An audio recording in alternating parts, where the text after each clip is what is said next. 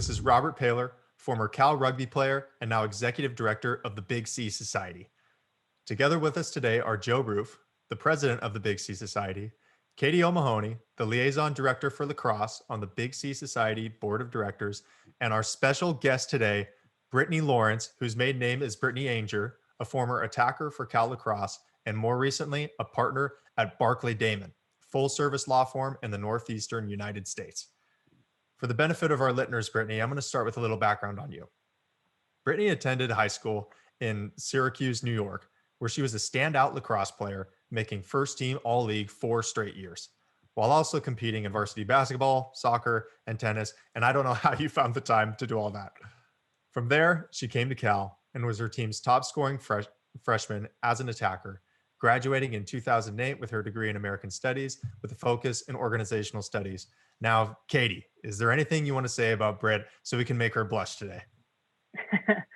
Well, you said her maiden name is Aungier, right? And Danger Aungier is an applicable nickname because she was seriously dangerous on the field. So she's a force of nature to be dealt with, that's for sure. Brit, what do you have to say to that? Welcome to the show. We're happy to have you here. Thanks for having me. I'm excited to be here. Awesome. Well, I want to start at the beginning. Right after you graduated from Cal, you decided to go to law school, which ended up being at Syracuse Law.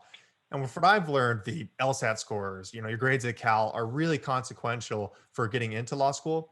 Can you tell us the story of how you decided you wanted to pursue a career in law and the journey that you took from Cal to Syracuse Law? And for the benefit of our listeners who might be preparing for the LSAT, do you have any study hacks that worked well for you in that process? Yeah, so, I did not, grow up thinking I was going to be a lawyer. To be honest, I didn't know what I wanted to do. But I ultimately decided and felt that a law degree was very versatile. And it was after my sophomore year at Cal, I was going back to Syracuse to do an internship with UBS Financial. And, there's only 6 or 8 weeks in the summer that you can, do the internship. And my start date kept getting pushed back. And, they were telling me that, legal is, getting back to us, everything's being held up in legal right now. And, it was at that moment that I realized, here I was going to do an internship with a wealth management firm, and the legal team was, really driving the show. So, I realized that, maybe I'll think about a career in law. And I think, it's very versatile. And I thought about that at the time. And that's what really made me decide to pursue law school. In terms of the LSAT and, advice that I would have, I think number one, take a course, and then just continue to practice. The questions, they're repetitive. So once you get the hang of, doing those types of questions, it gets easier. I'm also kind of curious, why Syracuse? Obviously that's your hometown, so there's like that hometown connection there. But what were you looking for in a law school when you were applying? Because from what I've heard, that's a very important part of a lawyer's early career. Yeah, so I was sort of set on, once I decided I wanted to go to law school, I was set on Syracuse. I grew up in Syracuse. I've been a big Syracuse fan, and I wanted to move home. I'd been away for 4 years on the West Coast, and I kind of put my mind to it, and that's where I wanted to go. That's great. And then I wanted to talk a little bit more about like the daily experience of law school. Can you paint a picture for us of just what that day-to-day was like? For example, your schedule, the topics you studied, thinking frameworks you learned, reading load, the competitiveness. Can you paint that picture for our listeners? Sure. So, it's interesting because I actually felt like I had a lot of free time, which is going to sound, crazy. But I had been at Cal as a student athlete and, was trying to manage being an athlete as well as, being a student. And then when I got to law school, I was only, quote unquote, focused on, the courses. And so during your first year, all the classes that you take, or at least it wasn't my experience at Syracuse, they're mandatory. They're the basic, first year law courses. So we're talking contracts, civil procedure, torts, constitutional law. So, the courses are really, set for you in your first year. And then it is a very competitive environment. There's no question. Everyone is trying to, vie for the limited number of A's in a class because there is the curved grading system. So it is very competitive, but in my experience, I felt like, I actually had a decent amount of time and could actually focus on, schoolwork exclusively. I have a related question. It's funny you say that. My roommate in college, Kevin Lippert, he was a Cal football player as well. He went to Michigan, and whenever people got their grades, he talked about the wailing wall. They would go and check, their position. These are people who probably always got A's in college, and then they were subjected to that force curve, and it was pretty traumatic for some people. Another thing, I remember him saying is, I'm just interested. He told me it's sort of impossible to read everything that your instructors assign during law school. And I was just wondering if you might opine on why your professors, what skill might they have been trying to teach in torturing you that way? And is that actually the case at Syracuse? That's funny. I'm not sure if it was impossible. The competitive side of me wants to say, I don't know if it was impossible. I could have done it, but I don't think I did read everything that had been assigned. You quickly learn, which professors are Socratic and, will, really question students. And for those professors and for those classes, you do all of the reading. But yeah, you quickly learn who those professors are. But I'm sure it's a test, for, what it's going to be like as a lawyer when you feel like you have, more than you can manage. So to the extent that professors do, assign way more reading material than is practical to do, I think it probably is, just a way to prepare the students sort of like, for life after law school. Like maybe like separating the wheat from the chaff kind of thing, like, getting right to the heart of it, like paying attention to the most important things. Yeah. Yes, exactly. You use the word Socratic too, and I think there's some of our listeners who might not know what that is and that Socratic method that some professors use in law school. Can you talk about classes like that where professors did use that? What was that dynamic like? How did you survive that kind of professor? Yeah, so it's a style of teaching where the professor will just ask cold call on students and ask questions about the material. And at first, it can be very intimidating, but then it's just sort of what to expect. I remember I had one professor. She was my torts professor, and first class. First semester of law school, everyone is seated, the class is right as it's beginning, the professor walks in and she had every single student's name memorized. And as she was walking down the stairs, to the front of the room to, put her books down and begin class, as she's walking down the stairs, she's immediately, calling on people by their first and last name. So that was shocking. And, everyone quickly learned, speaking of doing the reading, you quickly learned that you were going to have the reading done for that particular class. That's funny. And, you also talked about the competitiveness in law school, and, it's difficult to generalize. So give me a little latitude here. But it's my understanding, like you said, that law school is just filled with intellectual overachievers. It's that really competitive environment. Everybody's doing well. And I think that there's some parallels to that highly competitive environment on and off the field that our student athlete listeners experience at Cal. Do you agree with that parallel there? And then what are some of the things that you did to stand out? I know you talked about time management, but how did you distinguish yourself in that really competitive environment? Yeah, so I do think there are similarities, but it's also different in a way. And I feel like they're being a student athlete and the law school environment, both competitive environments. But from my experience at Cal, everyone, all of my teammates, we were all competitive, but we also had, we were part of a team and we were working together as a team. Whereas in law school, I feel like, in my experience, that, everyone is really, focused on their own personal success. So that was something that was a little bit of an adjustment for me because, I have such a, team mentality. So then to just all of a sudden be really focused on, individual success, that took some adjusting. But yeah, I think time management was, critical for me. I always, I kind of pride myself, or I did at the time, I should say, on the fact that I never was forced to pull an all-nighter during law school. And I saw a lot of people do that.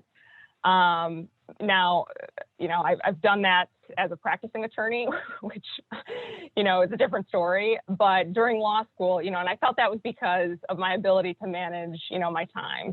And I was always, preparing well in advance. So I didn't have to be up cramming for a test, the night before. Were there also any extra skills that you had to learn in law school? Like, what are those things that our listeners who are currently in law school or should consider, before they developing, or before they're going to apply for jobs, those skills that they should develop, like maybe like accounting know-how or some of these complementary skills that can be viewed as accretive? Yeah. So, I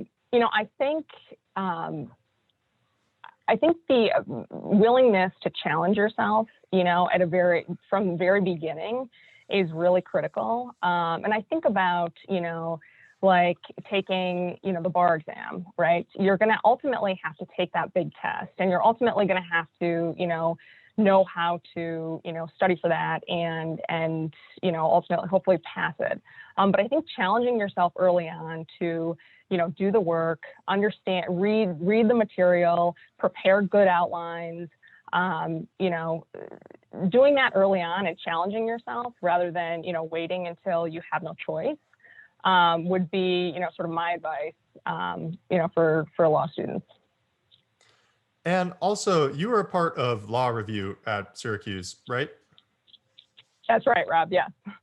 And then, so for a little background of our listeners who aren't familiar with the ins and outs of law school, Law Review is a student-run scholarly journal that publishes comments on and articles by law professors, judges, and other legal professionals. I've read that it's quite prestigious because it involves this meticulous legal research and writing. And my understanding is that a good percentage of its members eventually become litigators, which perhaps not coincidentally is your practice area. What was your experience in law review? And was it that experience that drove you towards litigation, or was that interest in litigation something that you discovered later in your career? Yeah, so my interest in litigation, I discovered later in my career. I was interested in being a part of law review because, well, number one, a lot of employers consider that when they're making hiring decisions. Typically the top of the class are, the top students are those who are part of law review and the top writers.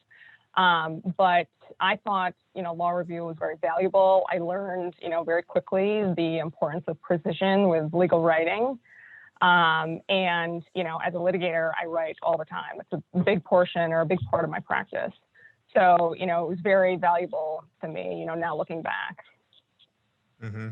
Interesting. Well, I'm excited to see, how later on in this road, how you really find litigation is something you want to pursue. But for some people, some people clerk for judges as a first step in their career. And it was my understanding that you were an intern for a judge or maybe even a couple of judges. Forgive my ignorance, but why do young lawyers choose to clerk or intern for judges as opposed to just joining a firm straight away? Yeah, so I think, they do it really for, the experience of working with the judge, understanding, how a judge is going to, approach a case. There's a level of, prestige with learning, how to be an excellent writer. And, that's something that's emphasized through a clerkship. Mm-hmm. Can you describe to me kind of like what the activities are of being a clerk, really specifically, and like the daily schedule that's involved with something like that, work product you're responsible for. Can you opine on that a little bit?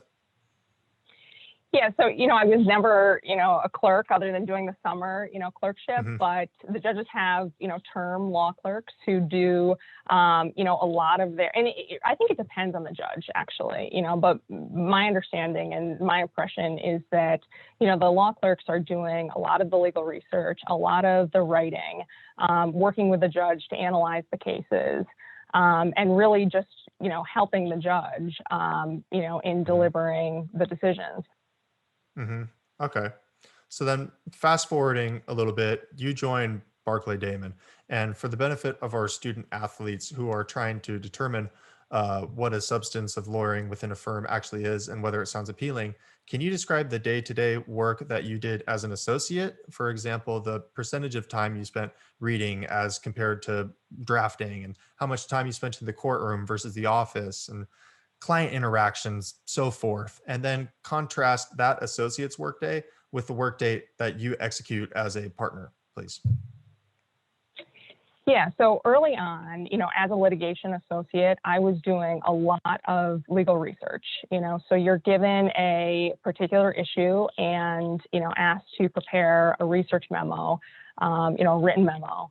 And, eventually, and as, you get more experience, you will start doing more of the brief writing and building in those little individual research assignments into more, complete briefs.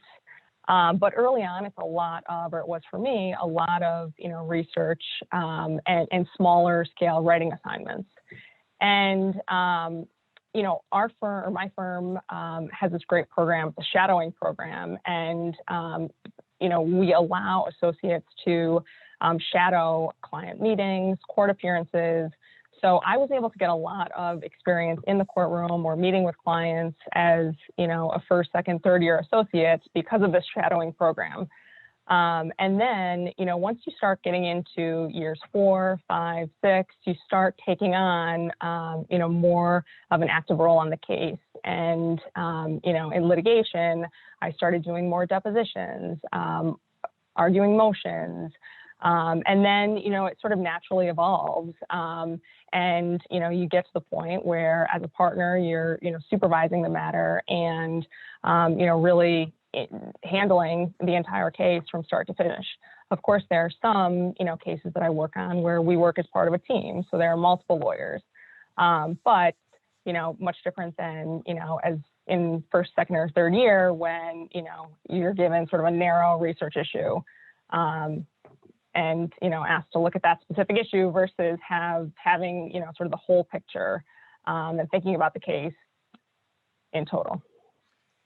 Hey, Britt, I've got kind of like a follow-on question here. When people think of litigators, if they're like, let's just say my age or older, which is to say older, they might be thinking like, Perry Mason, and maybe a younger generation might think like LA Law, but how much time as a litigator do you spend in the courtroom as opposed, like on a percentage basis, like as opposed to reading, researching, writing briefs? Is it, 90% writing briefs, 10% courtroom? How often do you actually get to court? So it depends, but I would say, it's a 20% in the courtroom, 80%, behind the scenes. And maybe it's 30%, it really depends. But that's one thing that was actually surprising to me when, I became a lawyer, because I think even in law school, and prior to law school, you think that, as a litigation attorney or, attorney in general, they're always in the courtroom. That was kind of, the impression that I had.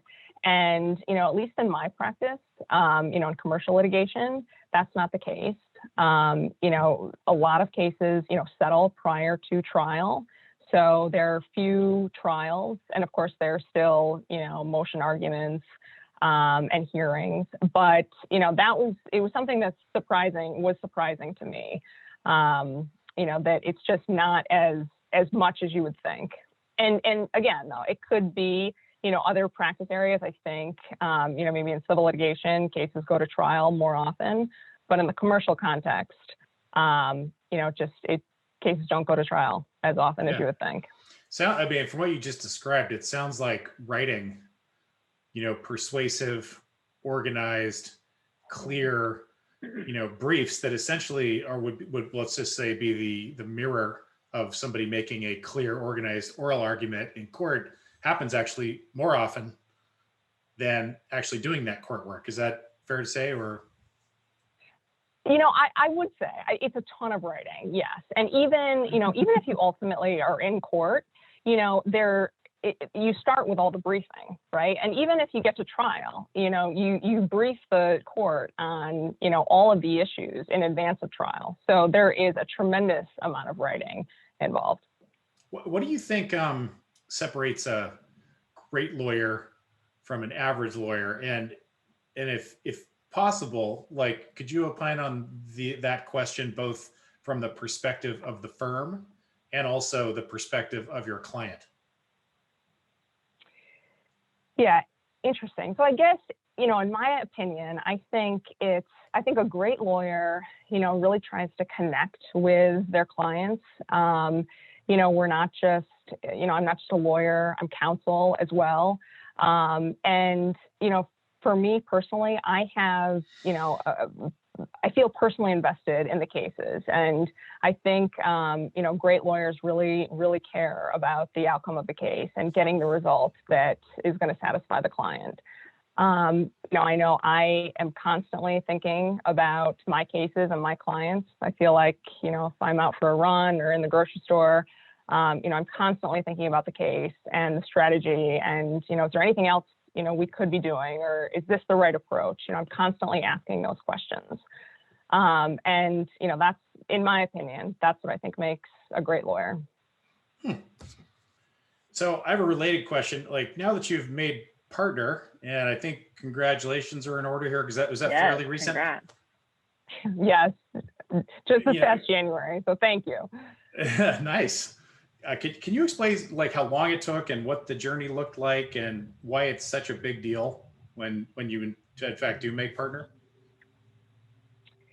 Yeah, so I think it's such a big deal because in the law firm environment, that's like the one promotion, right? Making partner.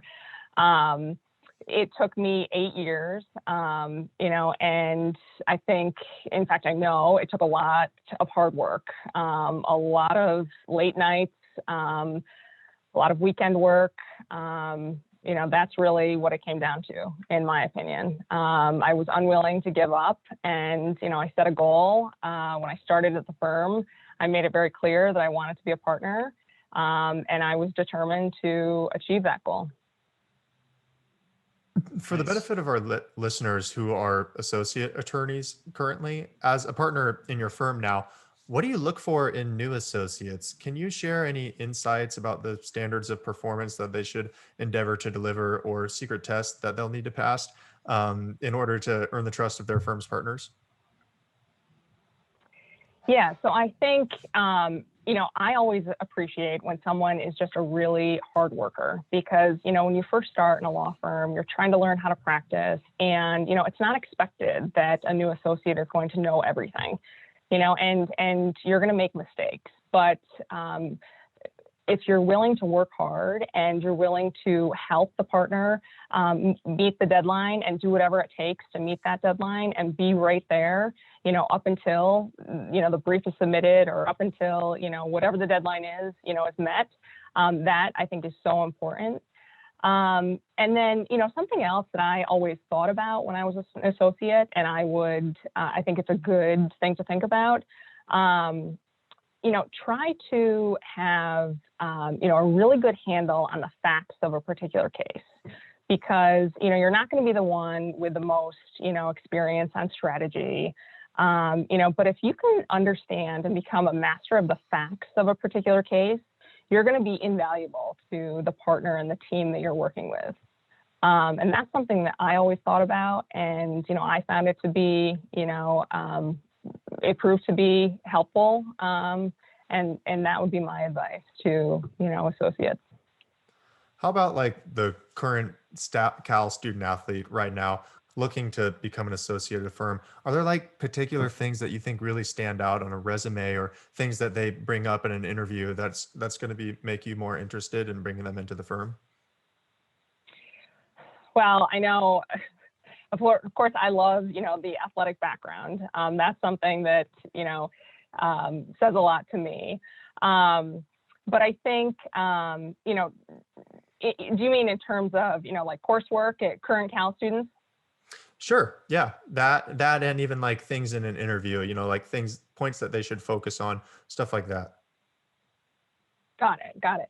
So I think, in an interview, I think relying on, their experience as a student athlete and some of the characteristics that have made them successful as an athlete, I think, those are really important, the hard work, the determination, all of those things, really anything that they feel like has been, helpful in their success as a student athlete, I think are great things to, raise in an interview and talk about and highlight, because that's something, that can set them apart from, other candidates.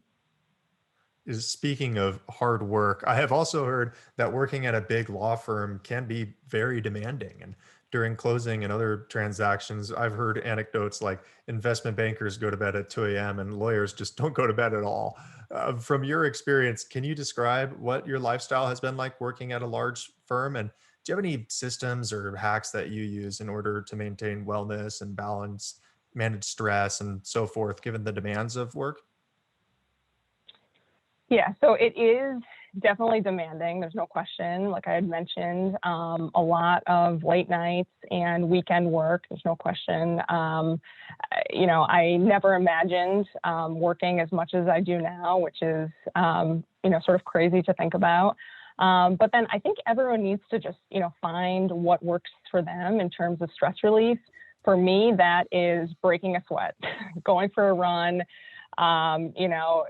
doing lifting, doing whatever workout that I'm gonna, break a sweat and be able to clear my mind. And, you always feel better, or at least I do, after being able to just, exercise a little bit. So that would be, my advice. But I think it's different for everyone. I mean, my husband, watches every Knicks game, and that's how he, he's an attorney as well, and that's how he sort of, manages his stress and relief, and that's his way. So everyone has their own way. Yeah, it's funny. My wife, Julie, who is a soccer player, also like you, if she doesn't work out, everything starts to fall apart. She gets anxious and tense. So that's a real release. Interesting to. Yeah, exercise is a savior. Anytime I'm stressed out. So I totally agree with you, Britt. It's got to be a go-to for me. So Britt, I've heard too that, litigation, where you have this binary, we win or we lose kind of outcome. The preparing for litigation is particularly intense, with some lawyers like leaving their families for like weeks or months, to prepare with a group. And is that accurate? Is that how do you prepare for court? Yeah, so thankfully I've not had to be away from my family for weeks or months, but I definitely have been, preparing. There's no question that preparing takes a lot of additional time. And so, just last February, I was preparing for a trial, and it was a week-long trial. And, I would come home every night, but I was spending, 14 hours a day, at the office. And in terms of, what I do to prepare, some people would probably say that I over-prepare, but I think it is so important because, number one, it's something, that I can control, which, a lot of times, things are out of your control. But that's something, you can control. And it also gives me confidence to go in really, really well prepared. So, I prepare witness outlines. I prepare, argument outlines. I try to have everything that I can think of, going in well prepared, exhibits lined up, and try to do as much as I can beforehand because I think that that is what ultimately is going to set me up for, the most successful scenario for the outcome. Britt, I'm curious, since you've started practicing law, what surprised you most about the practice of law compared to what you thought it would be when you graduated from law school? Yeah, so, I mentioned this earlier, but I really think it is how few cases in the commercial litigation context actually go to trial. That was surprising to me. I had this impression that, if a case was filed, of course, some cases settled, but, everything goes to trial, and there's a lot of, trials going on, and maybe in some practice areas, but, in my experience, there just haven't been as many cases go to trial that I would have anticipated. And did you ever consider working in-house at a corporation? In addition, can you contrast for our listener what it's like working in-house compared to at a law firm? Like, what are the differences in duties, compensation, lifestyle, and so forth? Yeah, so I never considered working in-house. I worked with a lot of in-house lawyers. So, I don't know exactly, what the differences would be, but I can imagine that, for one, there's no billable hour requirement, right? So they're not as focused on the billable hour. The other thing too, that I think is a difference is, in commercial litigation and the clients that I represent, I'm constantly learning about different businesses, different industries, and, an in-house lawyer, I would think, is generally focused in understanding that one particular business, and where they're employed. So I think that those would probably be the biggest differences in my opinion. And what does your career look like going forward? What are the goals that you have and the things that you want to achieve? So I want to continue to build and expand my practice.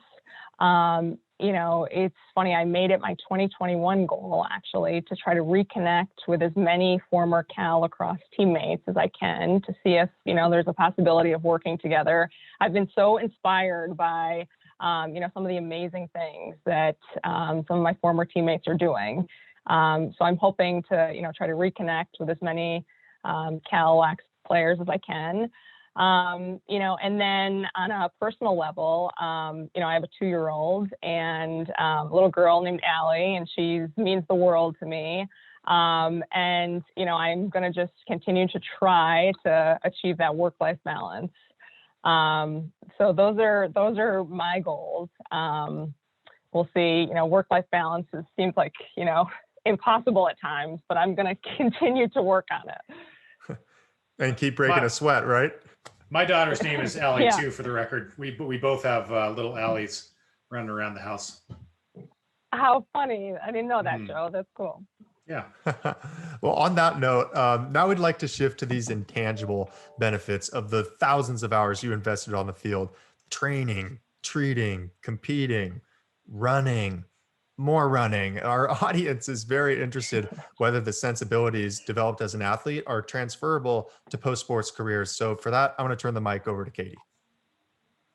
Thanks, Rob.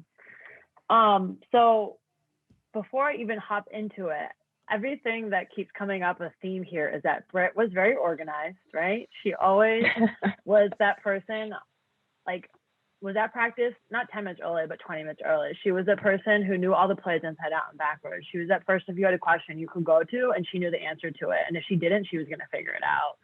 And I don't know if it's like the East Coast lacrosse mentality versus the West Coast lacrosse mentality.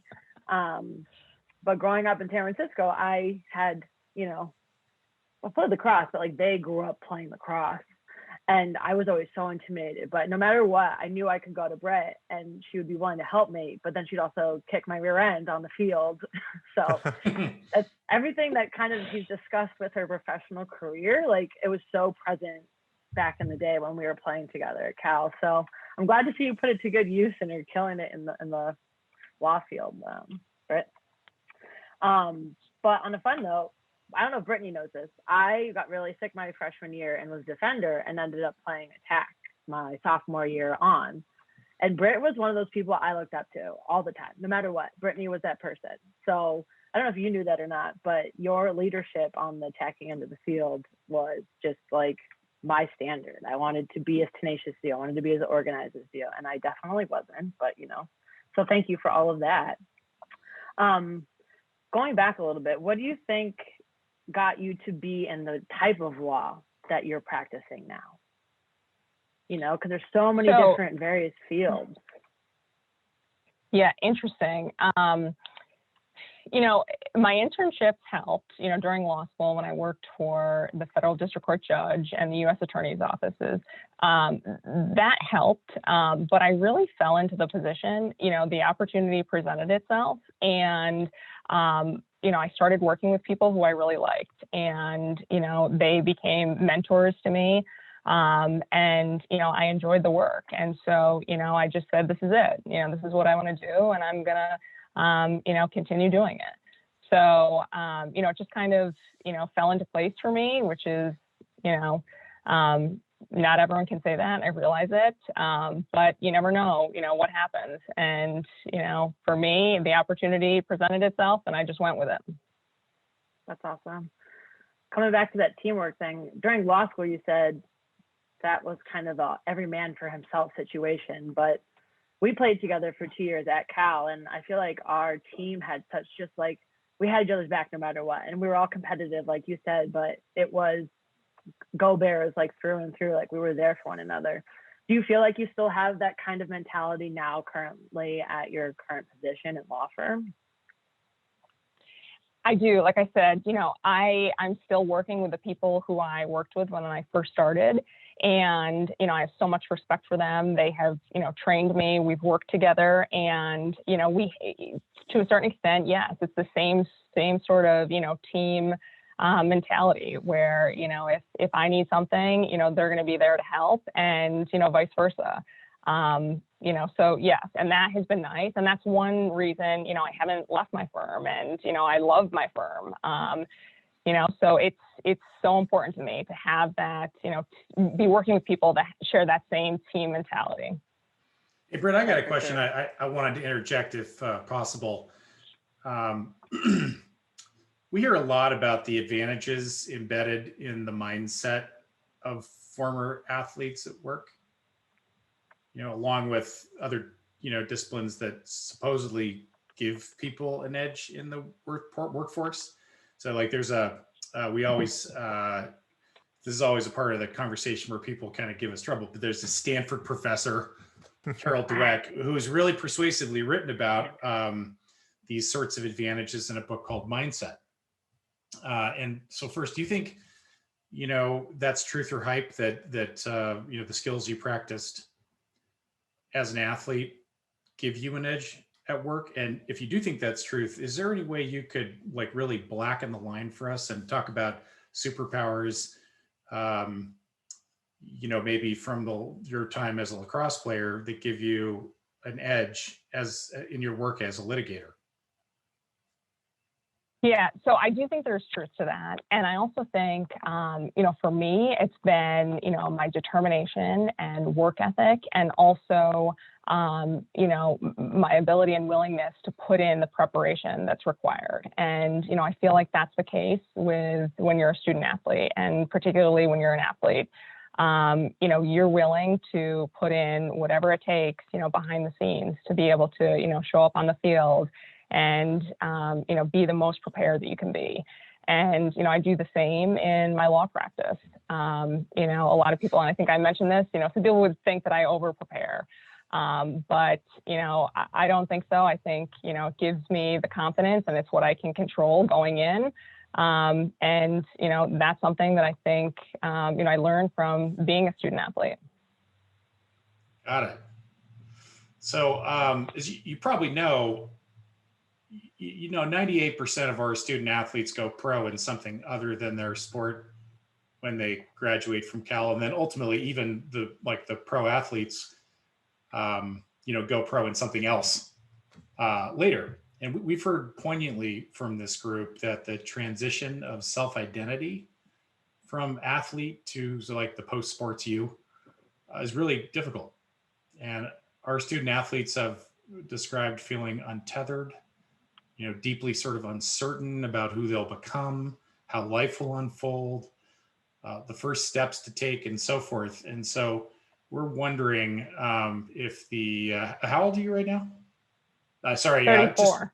If the 30-something-year-old you, I know it's sort of like a taboo question, 34, if the 34-year-old you could give you, some career guidance or general advice to like the 22-year-old you when you were just graduating, like what would you recommend and what would you say? And, what hits you on that question?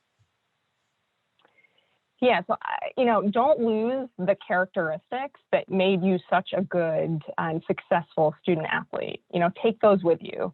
So it's the hard work, the determination, the focus. Take those with you because that's it's going to propel you. It's going to set you apart, and it's ultimately going to make you successful in whatever career path that you choose. Got it. Nice. Go ahead, Joe. Oh, no, that's it. Sorry. Yeah, go ahead. Brittany, I was just going to close off this interview by saying thank you. We learned a lot today in terms of, putting in preparation, putting in the hard work, keeping those sensibilities that we learned as athletes and using them in our careers. They have certainly worked for you. I know those things will be very translatable for a lot of people, and they're really going to get a lot of that out of this too. So really, Brittany, I thank you so much for being here today. Thank you for sharing all of this with us. Go Bears. And one other last thing too, Rob, how can people reach you if they want a job at Barclay Damon, if they're aspiring, lawyers coming out of law school that are practicing in New York or the Northeast, like how can they get in touch with you? Sure. So, my bio or my email is on my bio on the Barclay Damon website. And then I'm on LinkedIn and all the social media sites as well. Great. What's your handle? Do you have a particular handle that you use? Like, is it Brit at or? So Brit Law 12 on Instagram. So yeah. Super. Perfect, Brit. Thank you so much for your time today. Go Bears. Go Bears. Thank you. Go Bears.